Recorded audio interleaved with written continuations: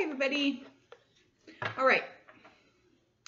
I'm on here today with a new moon in Leo oracle card reading. And today we're going to use the Green Witch Oracle deck.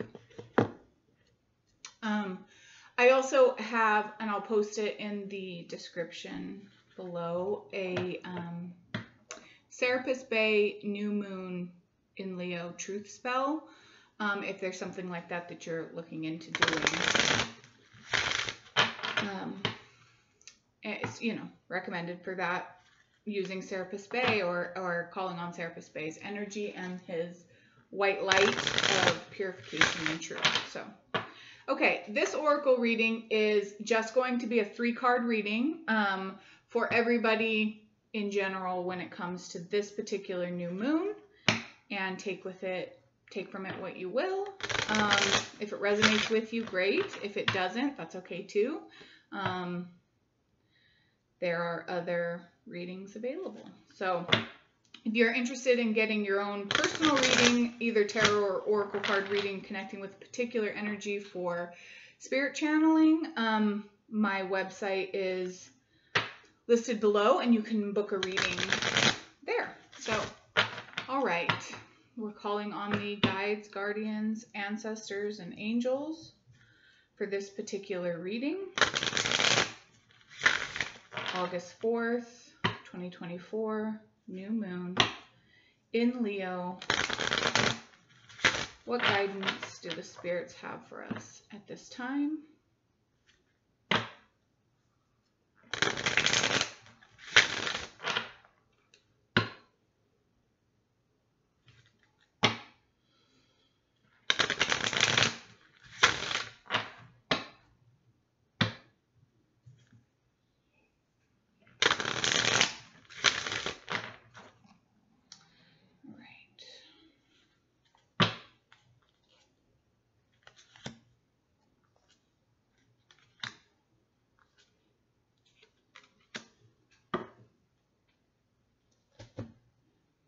Interesting.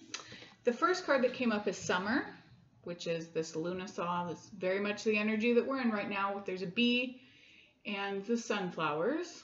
It says expansion and growth. And so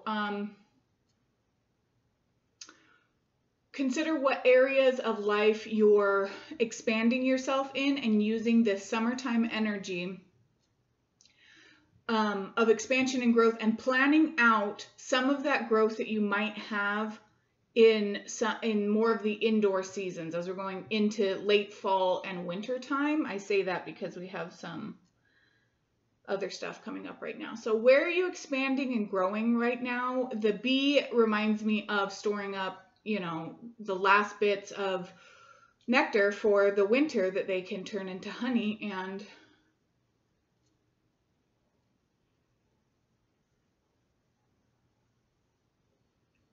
creating this sort of alchemy. So the bee is a master of alchemy, right? Taking one substance and turning it into another. And in this case, it's a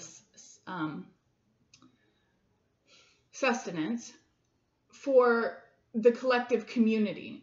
So expansion and growth, what things over this last summer season that you have learned or are currently learning that you can turn around and share with the community, that you can add your point of view, give back in the way of the knowledge that you've gathered, what information you've taken and alchemized within yourself, and how can you pass that along to others.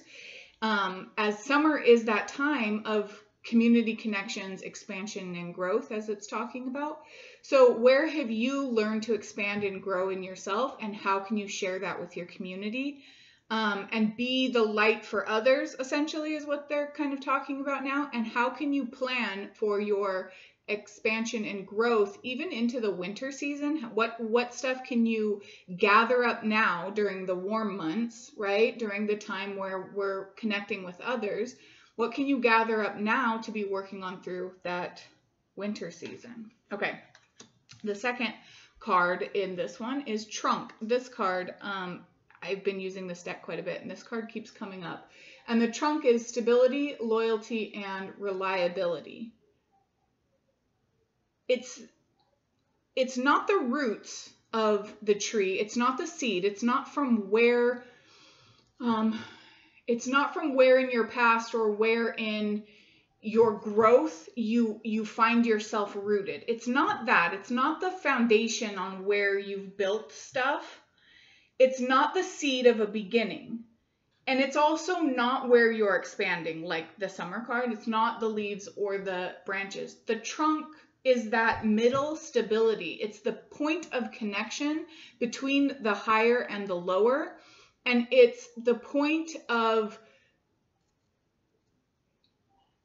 the greatest point of strength as the thickest part of the tree. There's no other part that's stronger or more sturdy than the trunk. And so we might gather up a lot of information from our historical roots, right? Or our ancestral roots. We might gather a whole bunch of information from the past, from previous traditions. Like a lot of people get involved in witchcraft traditions or things like that, right? Occult traditions that are very still rooted in the past. And that's fine. We're not talking about throwing things away from the past, but we are talking about how can you take that information and the information that maybe you've expanded on, maybe you have been learning in the summer, right?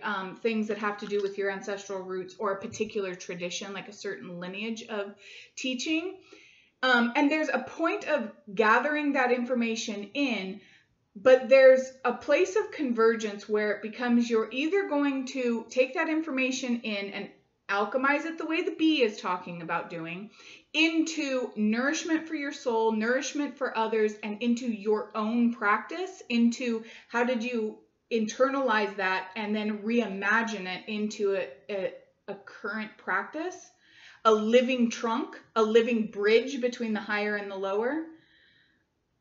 Or, and this is where a lot of people, in my opinion, kind of go wrong, and that is solidifying that tradition as dogma, right? As this is the way that it was done. This is where it comes. That's exactly how they did it. And this is exactly the way it needs to be done, or it's not legit. It's not okay. It's not, right? And it's no longer a living tradition, in the point that you are adding to it as well, right? That you are adding your newer perspective, your more current perspective, your ability to access a lot more information than our ancestors necessarily had. Well, in one sense anyways, right? We're talking about with being able to, read all the grimoires, being able to access all this information online, being able to discuss things, ideas with different people from all over the world from different perspectives. Our ancestors didn't have that, and when they were building their traditions, they had it with the information that was available to them at the time.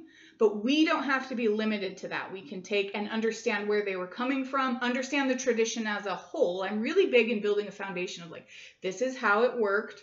However, we don't have to stay stuck in that, right? You have to allow the trunk to be able to expand and grow. So that is a stability of that point. It also keeps you from getting extremely judgmental to other practitioners who are doing something slightly different than us, or, it allows us not to struggle with being so tightly bound into labels, traditions, ideas, because I don't necessarily mean I learned this tradition specifically. I mean anything, like you're learning folk magic traditions or you're learning green witch, right? Like you've decided I'm a green witch or I'm a kitchen witch or something like that. And I find what happens is a lot of people narrow down their thing. They're like, oh, this is what that tradition means, and I have to stay in those parameters. And the trunk is really about housing. The other thing I want to show you on this is the amount of diversity that's held in the trunk, right? You have the animals, you have the leaves that are closer to the trunk, you have the growth of the mushrooms on the trunk. There's a lot of stuff that contributes to the stability of your foundation that isn't necessarily part of the trunk, but adds to it, right? Is part of the trunk, but isn't trunk itself, isn't bark. So consider that when you're talking about really staying grounded in your ability to be the trunk and the bridge between. what was before, what came from our ancestors, but reaching into new growth. Each year, the tree, right, the rest of the tree goes through a growth cycle with the leaves and everything. So how can you expand in that sense? All right. Now, the last card is Snow, Rest and Contemplation.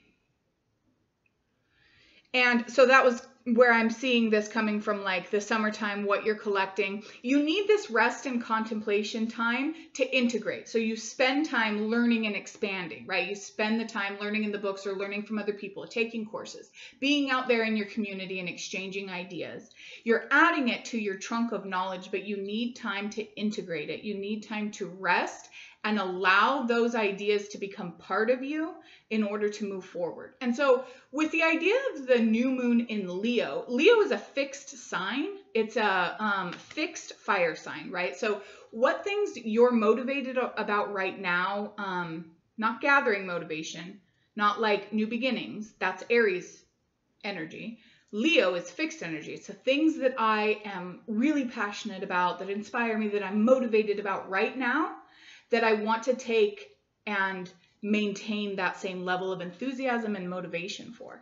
And it comes from allowing yourself to not get super excited about the things that you're learning, try to implement them too fast. They form into some kind of dogma about it because they haven't been fully integrated first. And you need the snow, the rest and contemplation. You need the quiet of the snow on the ground for that to happen. Now that can happen just in the waning phase of a moon cycle, but that can also happen in the waning phase of the yearly cycle. When snow comes, everything else is blanketed. It rests, right?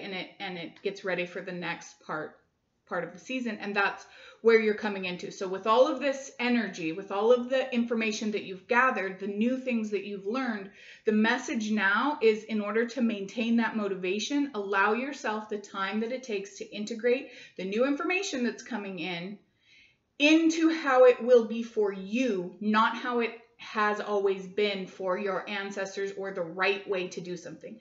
There is no right way to do anything in witchcraft. There is, and spirituality and all the rest of it, metaphysics.